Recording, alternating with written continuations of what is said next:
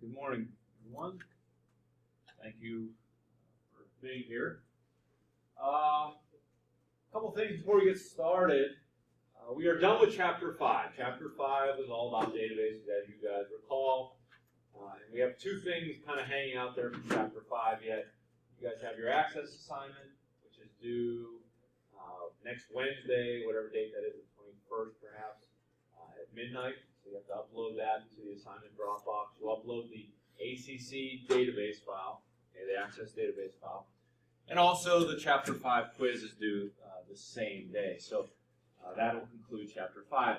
We're going to move on to Chapter 6, which is a neat chapter because it's about, they call it the cloud now, but really it's the cloud and networking.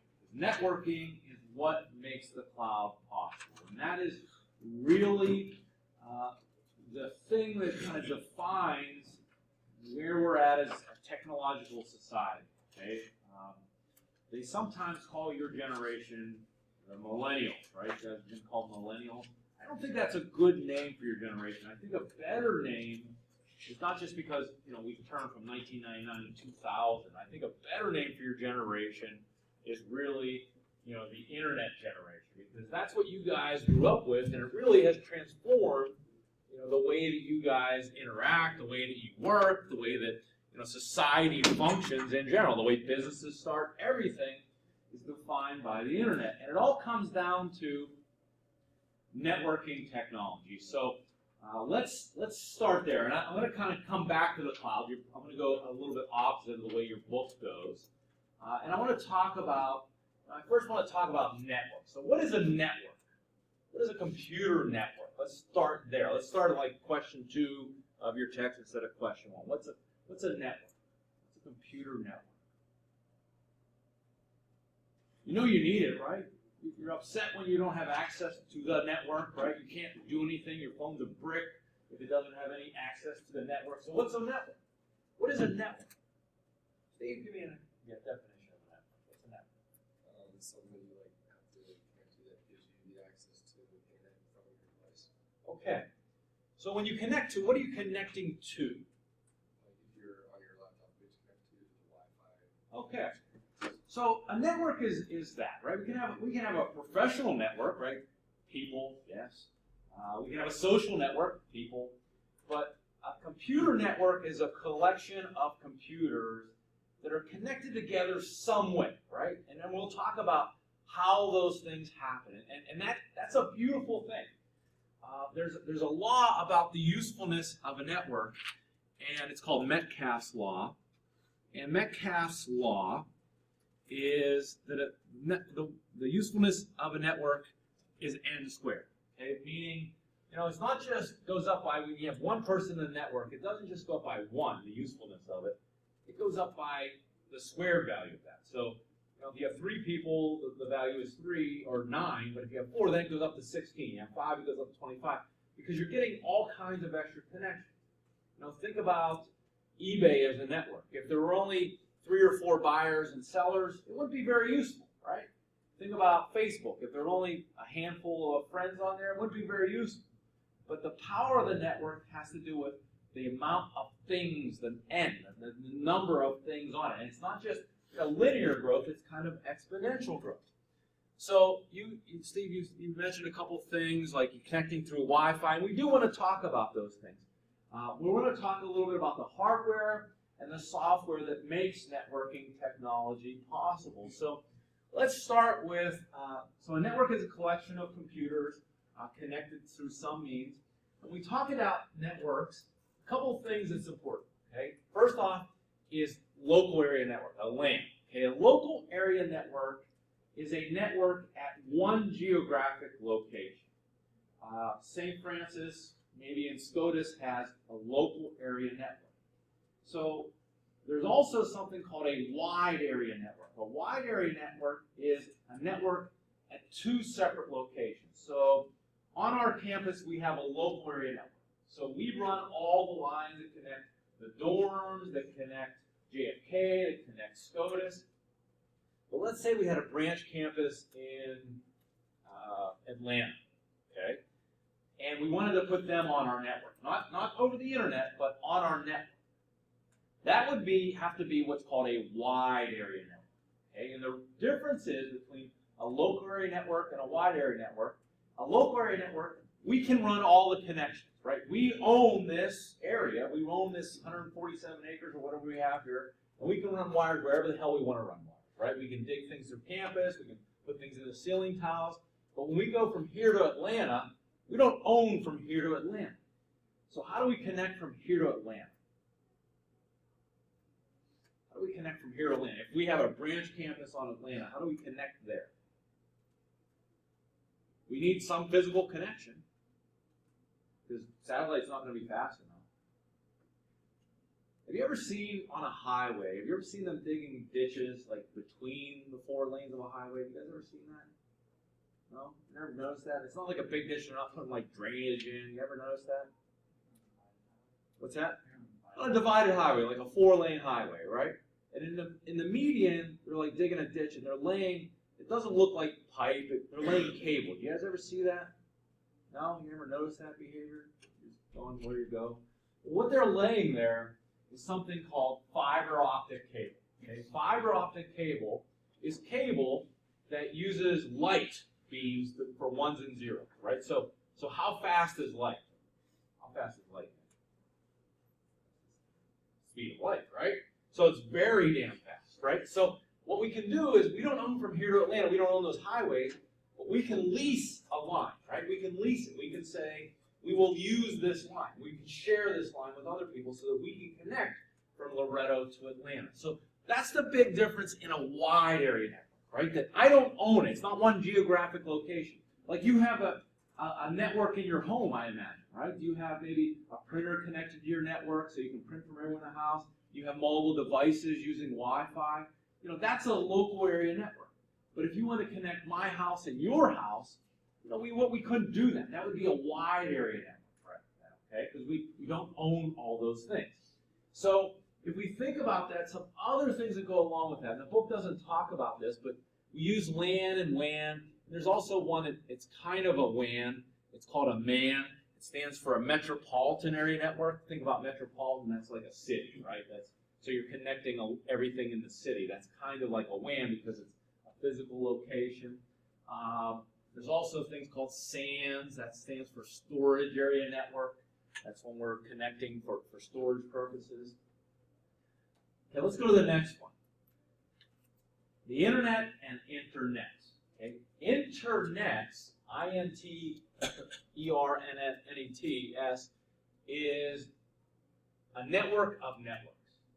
So internet is a network of connected networks. So we connect my local area network, your local area network, her local area network. That's an internet. It's a connection of networks. Useful, but it's different than the internet. The internet is what you are used to connecting to. The internet is a network of networks, but it's called the public internet, right?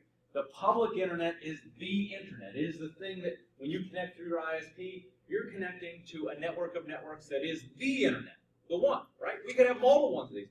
You could have your own internet, but it's not the internet.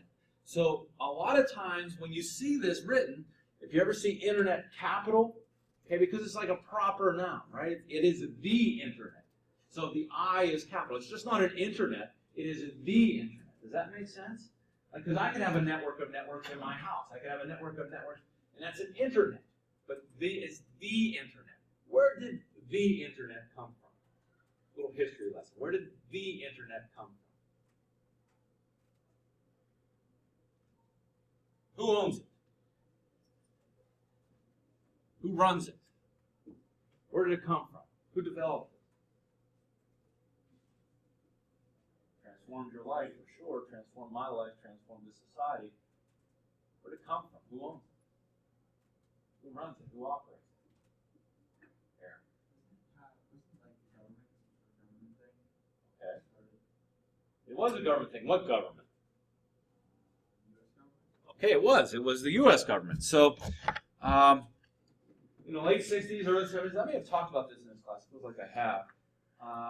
there was an agency of the U.S. government called the Defense Advanced Research Projects Agency. Did I mention this?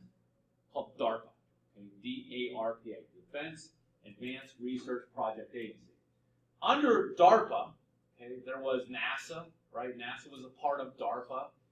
And they also did this little project. This was like in the Cold War era. You guys know what the Cold War era is? What was the Cold War era? History lesson. What's Cold War era? What was the big fear in the Cold War era? Nuclear war. We were afraid Russia was going to blow us to hell, and they were afraid we were going to blow them to hell. So we wanted to come up with, the United States government wanted to come up with a fault-tolerant communication system. So something that wasn't, like if we had a nuclear bomb hit, that we could still communicate and fire back, basically, right? So the Defense Advanced Research Project Agency came up with a network, okay? Basically, they connected like Stanford. There's only a few of these. It was like UC Berkeley, MIT over here on the Northeast. And they started connecting computers, right? And it became like a web. You know what I mean? It was only like 5 branches. It became like a web. And that was the internet. It was the precursor to the internet. And it was only on these research universities, and like scientists and mathematicians would share data and all these kind of things. And that's kind of how it stayed. You know, more campuses got on it, like maybe, I don't think St. Francis was ever on it, but more campuses got on it, like Michigan and Penn State and Ohio State and all those things. So we had all these, you know, these locations, and maybe with the internet. They were connected. It was a network of networks, and they shared things, and they, you know, developed applications. They shared applications, and that was good. The government still owned it. They still controlled it, and it was good. But what really made it take off? And a lot of things like this. What really made the internet take off? So that was like the 60s, the 70s, the 80s. The internet existed. But I can tell you, I graduated in 1992 as a math computer science major, and I never used email. You know? So the internet existed, but a guy like me, geeky as they come, right, never had used the internet. So what do you think made the internet what it is today? What happened to make it is what it is today? Technology, you're for sure right. Technology, Moore's Law, all that stuff happened. But what made eBay possible? What made Google, Yahoo, you know, all those sites available? What did they do? So this was a government research network. The internet was the government research network. So by an act of Congress in 1991, what they said is, hey, we're going to open this up to the public. Meaning you don't have to be a university or a government research agency to get on this network. So by an act of Congress, they said businesses can get on here. People can get on here. So what happens then? What happens when you say businesses can get on here and people can get on there? What happened then? What happened then? Yes. Yeah. Now we open it up to not the creativity of a few research agencies and the government, but now we open up to the creativity of anyone else, entrepreneurs, people looking to share things, right? Looking to come up with you know, eBay, for goodness sake. Coming up with Napster kind of things, you know what I mean? That was the big opening. AOL was the big thing, right? That was the big thing. So it was nothing, right? And it said, let's open it up to the creativity of the United States public. By an act of Congress, we're making this thing open. And then it was called, you know, the dot-com bubble. Like everything was online. Everything. This was going to be the craze. This was going to be the way everything was. You know, Amazon, all those kind of things came out. And then it just took off, right? It just took off because, you know, it just kind of sat there for 20 years until it became open to businesses and people thinking about how can I do something better, right? That's entrepreneurship in a nutshell there, okay? So the internet, we'll talk a little bit about that later. What's an intranet? What's an intranet? What's an intranet? So the internet is a network of networks. What is an intranet? Okay, very good. So the intranet, you think about like interscholastic sports means you're competing against other universities.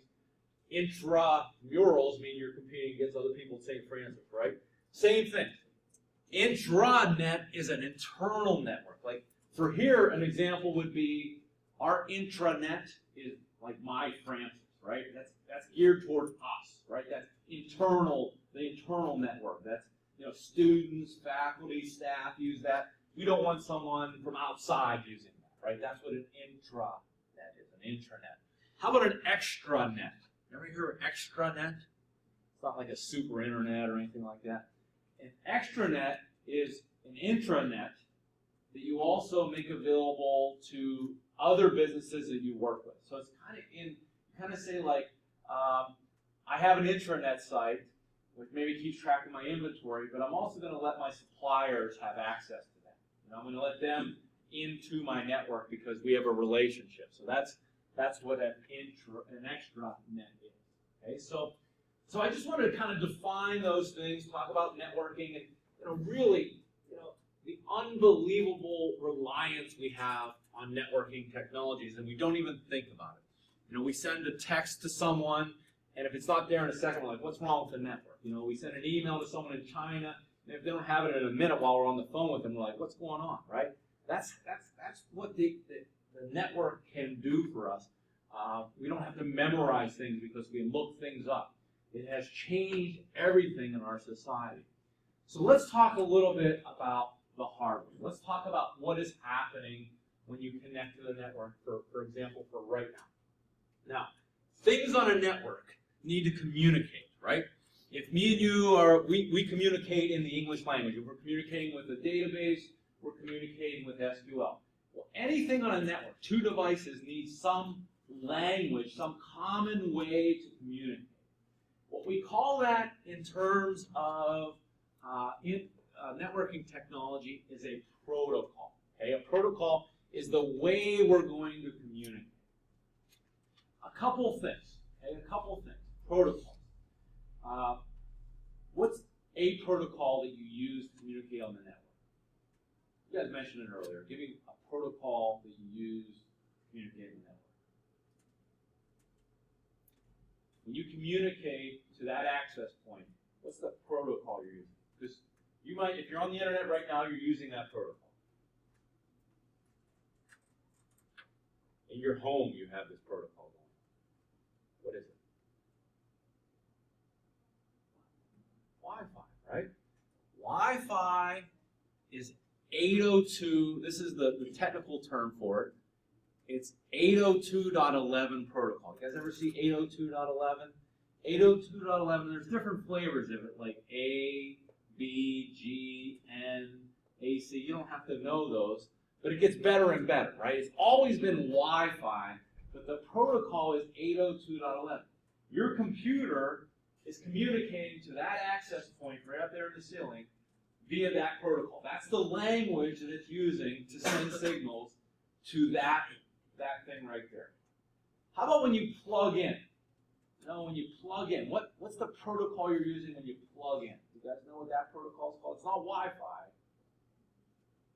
Ethernet. You guys ever hear of Ethernet? We actually call the cable we use Ethernet cable, right? It's really called a Cat5 cable, but we call it Ethernet because that's the protocol we're using when we plug in. That is 802.3. Okay, it's called Ethernet. Ethernet. That's the protocol we use when we plug in. 802.3. Other protocols we use. You guys know what Bluetooth is. Bluetooth is a wireless protocol that's meant for like a personal area network. Like when you're connecting to a speaker or your headphones or your Fitbit. That's what Bluetooth is, right? It's a personal network protocol. And we'll talk about TCP/IP. That's the internet protocol. That's what all the traffic on the internet goes through. Okay, so let's talk about something called a SOHO, which is a small office, home office LAN. So something that you would have in your house or maybe at your place of business. So we need to connect together things like computers and printers and maybe, I don't know, maybe servers, maybe 3D printers, whatever it might be. We're connecting these devices together. So it has to go between hardware and software. We need both. So let's start in your computer. In your computer, there needs to be some hardware, okay? And the thing that's in your computer that allows you to communicate on the network is something called a NIC. A NIC stands for Network Interface Card, okay? And in your computer, you have two NICs. You have a network interface card for Wi-Fi that allows you to communicate for Wi-Fi, and you can turn it off if you ever turned off your Wi-Fi, physically turned off your Wi-Fi. That means you're turning off your network interface card that's in your computer. It's hardware, you're turning that off. And we also have a Ethernet NIC, where when you plug in, you plug in the side, that's where that network interface card is. In your computer, if you ripped it apart, that port is plugging into your network interface card, your Ethernet network interface card. So that's what's in your computer. So that needs to be connected somehow. Now, what it all needs to connect back to is something called a switch. Okay, a switch, if you think about it, is all these things need to come together to one point, right?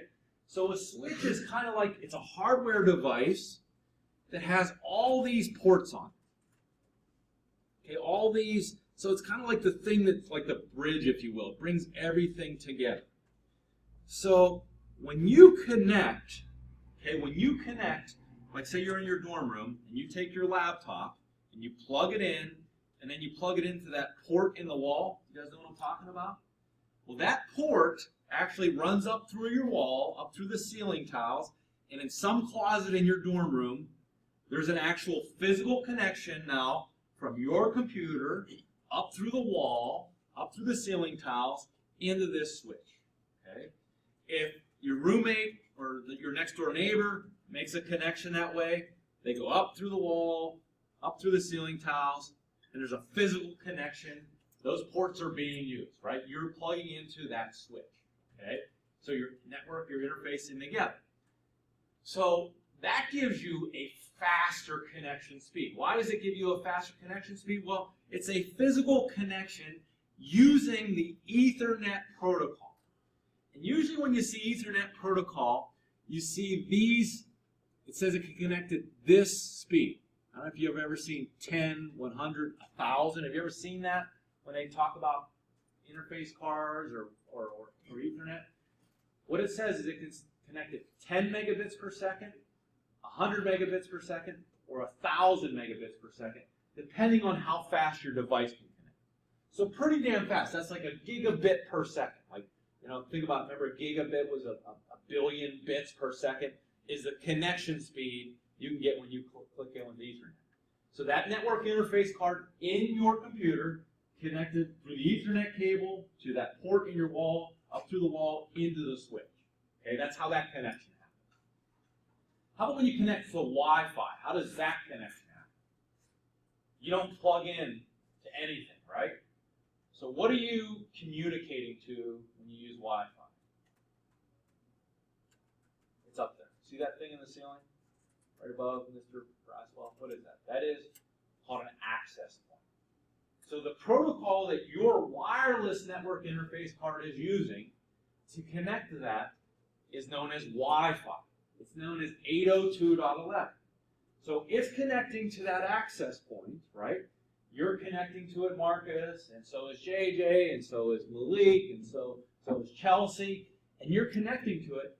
Now that access point, is connecting to your computers, and it's talking 802.3 or Wi-Fi. Okay, this is the access point.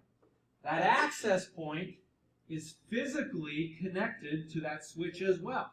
So there's an Ethernet cable. You can't see it, but it's up in the ceiling tile that's going somewhere to some switch. Okay? So when you are talking to that, you're saying, hey, I need to get back to that switch, back to that network, so I know you're connected to it, so I'll talk to you, and then you're connected back to that switch. So the access point, what it does, is this kind of like a translator, if you will. It's a connector. It's like the translator. It talks to you in Wi-Fi, and then it talks to the switch in 802.3 in Ethernet. Now just think about that. Which one's faster on campus? When you use Wi-Fi or when you plug in? And we usually don't plug in. Even if you have the port next to you, you probably don't make that effort, right? A lot of times. Why is it faster? Why is Ethernet faster? Think about this. Based on the hardware configuration I just put together. Yes? You're like the only one connected to that port. The Wi-Fi router, you can have 10 people accessing the same port. Yeah, exactly, Steve. When you're connected, you're like saying, I want my own damn port, right? Give me a port on that switch. This is Steve's port, right? When you're connecting this access point, you're saying, hey, this access point has a port, right? We're going to all talk to it. So there's 20, 30 people talking to that access point, basically sharing a point, right? So if you want to be greedy, right? If you want to get the most of your network, plug in, right? Use the Ethernet. That's what those ports are for, right? Because those things can only handle so much. And they have like they have sharing kind of protocols put in there. But all those things are happening. Now, when we think about it, so what it's showing here is, these physical lines, these non-dotted lines, are people plugged in with Ethernet, right? 802.3 is the protocol being used. These wireless lines, okay, are people connecting to the access point via Wi-Fi, via 802.11, okay? Now, that is, what is happening physically, in a network. So we have these NICs, we have these access points, we have these switches, okay? Now, if we think about it, let's go a little step further, okay? And we talked about this, 10.100.1000. The speeds here, wireless LAN 802.11n can get up to 600 megabits per second, so not quite as fast as when we plug in, okay? Now, when you connect to the internet now, you are using our network, so you're going through that access point. That access point is going to a switch, but that's still not the internet, not the public internet, right? That is just getting you to St. Francis's network. We contract with Comcast. Comcast is our ISP. ISP stands for what? What does ISP stand for? Internet service provider. Okay, Internet Service Provider. Comcast for St. Francis University is our ISP, our Internet Service Provider. We lease from them a line, right, that goes from here to, I think, Blairsville or Pittsburgh, that is connected to the internet, right? It is a gateway to the internet. And I think we pay only, which I say only, you might say it sounds like a lot, but I think for what we do, we pay about $26,000 a year, okay, to Comcast. Now, we pay Comcast for cable for the drops in your damn dorm rooms. I was just in a meeting yesterday. Guess how much we paid for that? $130,000. Okay. So which one do you use more, cable TV or internet? I think we should just get rid of cable TV and get like super internet here. Don't you? No? Would you? No? You still use cable? Do you stream stuff? ESPN. You can't stream that? I don't have it. Huh? I don't have it at home. Yeah, you guys use Netflix, Hulu, right? What if St. Francis did this, okay? This is actually, I was in a meeting, they were talking about this. What if we did this? What if you got rid of cable, bumped up the internet, like tripled the damn speed of it, right? You got that makes it easy. And the savings from not having the cable, we had an enterprise subscription to, I don't know, Hulu or something like that. No, yes? Sounds interesting. Sounds interesting. Huh? You can stream Comcast, so you don't need the cable connection. Right. to stream. As long as your parents subscribe to Comcast, right? Can't the school get the subscription? Maybe, I don't know. Instead of having all the cable connection, just subscribe to it. Yeah, why would, yeah, so we pay, I mean, the university pays to have those drops, you know what I mean, those connections in your room. And then you pay if you activate it, right? So it's a bad deal, I think. I'd rather take that $130,000, me personally, and put that into the internet, right? I never said this internet's too fast. Have you ever said that? Like my connection? No, that's never been an issue. We'll use it. We'll use it somehow. So anyways, okay, so our ISP is Comcast. They do three things for us. And your ISP at home does three things for you. They provide you a legitimate internet address. They say, hey, this is someone who's legitimized, can use the internet, the public internet. They give you a gateway, they give you a connection, and they also help pay for the internet because they're collecting fees. Now, when you're at home, how do you connect to the internet? There are basically 3 ways at home you can connect to the internet for your home network. What are they? What are the 3 ways you connect at home? Give me one way. What at home, Nick? Do you guys have internet? Yeah.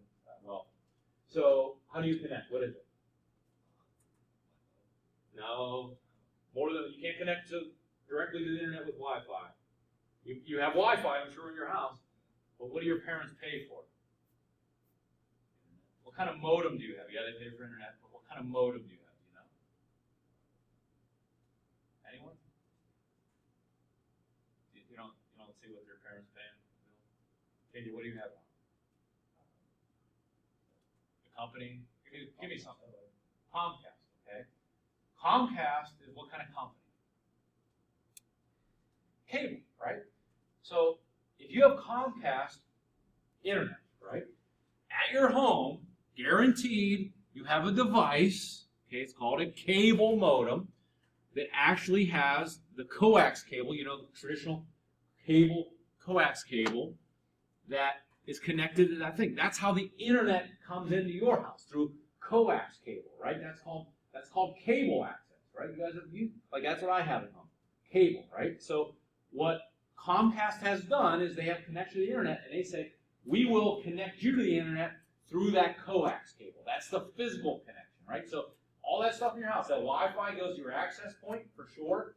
That access point is tied, and now they have the modem, the access point is actually in the modem, but that's tied through, back to the, the gateway through that cable modem. Because they already had cables, coax cable, for years and years because of internet TV. That's one way. How's another way that people's home network connect to the internet? So you can use cable. What's the other one? Think about Verizon. What do they sell? What's the service they sell from the internet? Yes. Right, but what do they sell? We'll talk about that. You're right, but I'm not looking for that one right now.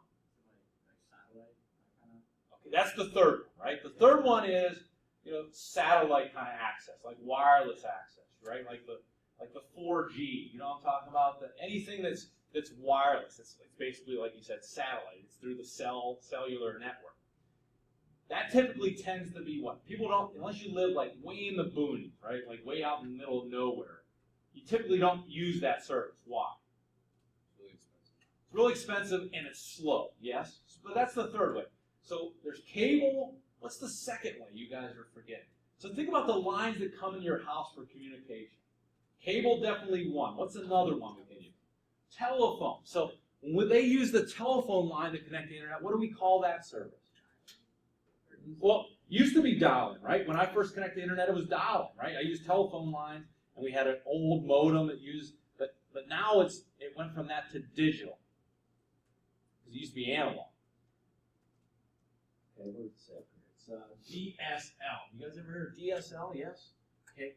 DSL stands for Digital Subscriber Line. It uses your telephone lines, but it doesn't send analog like voice signals. It sends digital signals. Okay. So it uses digital signals. It uses the same lines to get in your house as the telephone lines.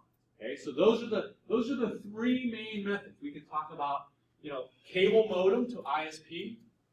DSL modem to ISP, or you guys, when you start talking about wireless, right, like satellite connections, WAN wireless, okay?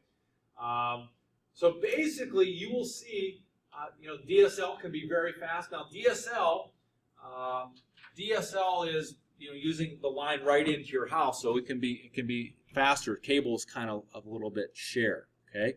But those are the ways we connect, and those are the ways we connect. All right, so let me try to think of what should I do next here. All right, so I want you to think about what happens when you go out and you say you want to go to, I don't know, let's say man.com. You want to go to the URL meh.com. Okay. Think about what has to happen. Right now, if you type in meh.com, where does that go first? Where does that go first? It goes from here to where? Where's the next stop? Where's that? Right there. Okay? It goes to your access point. Your access point goes where? Access point is connected to a switch via Ethernet, right? That switch is connected to our internet server, which we have a gateway to Comcast. Comcast just opened us up to the internet. Okay? We're going to talk about the internet, but I want to show you this. Okay? I want to show you this. If I go to, and you guys can do this as well, go to your start and then type in the box CMD. Okay, that gives you a command line. So go to your box. Go to your start, and then there's an empty box there, and type CMD. That'll give you a command line. Or you can just type CMD and go to command prompt.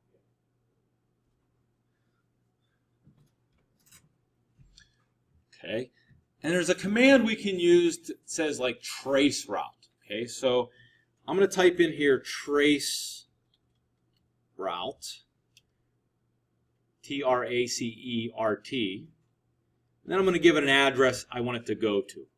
And I'm going to say mad.com, M-E-H.com. That's an address on the internet. I know it's on the internet, right? So I hit enter, and you see what it's going to do is it takes a while to come back, but it's going to trace the steps that it's taking to get there. So it's at gateway.francis.edu, and you'll see to get there, and a lot of times you can see like these are the addresses of servers on the internet that it went through, like these are like hops on the network, you know what I mean? Like it just doesn't go straight there. It has to go through, you know, maybe Pittsburgh and then Chicago, and then it gets there. And all of it is happening like this. And you can kind of see some of it. Like sometimes, a lot of times for us, you can see like Pittsburgh here, right? But here, what do you think that is? Where do you think that internet traffic went to? Yeah, definitely Chicago. Now this one you can see looks like some kind of Microsoft. Maybe they use, maybe mad.com. I don't know where their servers are, but maybe they use Microsoft, you know, the Microsoft Cloud for their servers. It's got time out here on me. But we'll talk about these are IP addresses. Let's go to one I know. X out of that. Okay, go to start.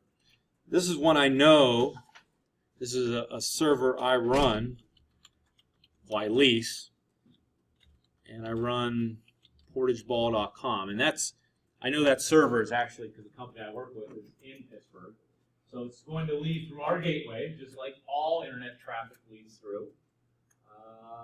And there you see it's going to go to Pittsburgh. All right, so it went from, you know, that trace route said we sent a packet of information through any traffic that leaves St. Francis leads through our gateway. This is a different address, so it didn't go through Chicago, this one. It went to Pittsburgh, and it's going to stop in Pittsburgh. I don't know what's going on here, but it's going to that server in Pittsburgh. So anytime you do that, okay, and we're going to talk, there's more that I want to layer on top of this, but anytime you do anything, anytime you make an internet request, what's amazing, you know, you don't think of it this way, but you're going from your machine in Loretto in SCOTUS, the basement of SCOTUS, you know, through that access point, through an Ethernet cable, to a switch, to a gateway, through Chicago, through multiple servers, wherever the hell they are, to that server sitting somewhere in the world, and it's all coming back through that network.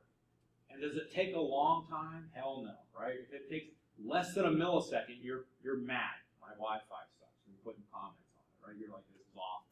So it's amazing, like the technology that we have, that we just take for granted. Now, the thing I want to think about, like this is kind of technical, but we want to think about, you know, the benefit of, now that we have this internet, benefits of the cloud. And I want to talk a little bit about the internet as far as we use it for business. And we're going to talk about things like domain names. You guys know what a domain name is? What's a domain name? Give me a domain name. You know, no domain names? GoDaddy, you've seen GoDaddy commercials. Eric, give me a domain name. Any domain name. Okay. Well, GoDaddy.com? Yeah. That's a domain name. Francis.edu is a domain name. Portageball.com is a domain name. Google.com is a domain name. So think about that. What domain names are is names of addresses on the internet. Okay? You go to Dell.com or ESPN.com. Those are names of addresses on the internet. Just like 117 Evergreen Drive is the name of an address in Loretto, right? All those are names of addresses on the internet. Well, the internet doesn't use names. That's only a human convention. They use something called IP addresses, which I'm running out of time here. I'll start that second thing on Wednesday. Wow. Hopefully I don't forget where we left off. If I repeat myself, you guys will stop me, yes? No, I realize students won't tell you. I come in with shaving cream on, no one tells me. Sometimes I forget. I cut myself shaving, I have toilet paper on. I've taught whole classes like that, no one tells me. Never with my fly on. That's a good thing, right? Because that could get me in trouble. But you guys never tell me anything. All right. Have a good break. I will see you Wednesday. Trace them, because that's how people would track their moves. They'll find out where they're at and stuff like that. Well, I mean, this is really like a rudimentary. Well, yeah, I mean, like, yeah. is it like the basis of the problem? Yeah. Isn't that how some people like that? Because drinking Well, stuff. Right. Yeah, I mean, think about it. Like, even right now, you're doing something on the internet. You're sending all your information through the air. You know what I mean? So, there's this thing called packets. Send packets. Packets are the things you can run to, like, try to grab those packets and then, like, put them back into the order. So you can download those free and the hackers do it. You know what I mean? Like, could you put a package number on, like, any one of those songs? No, you couldn't do that. Yeah, you couldn't do that. I mean, if you're a super hacker, I guess maybe. But you can easily download a Wi-Fi packet sensor in this platform and try to intercept the traffic that people are sending right now through that. And then, and people, what happens if you get caught doing that? Well, it's illegal, right? You get a lot of Oh yeah, you get a lot of trouble. How much trouble could you get in if you end up doing that? I think a lot of trouble. Yeah, I mean, how would they know it was you?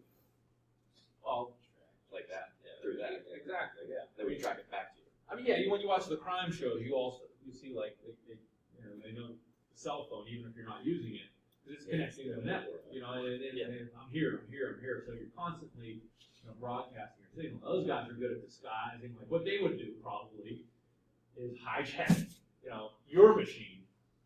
And that would be the one that was doing the packet sniffing. You know what I mean? So it would be like, so they wouldn't get in trouble. So I mean, those guys are so much smarter than me.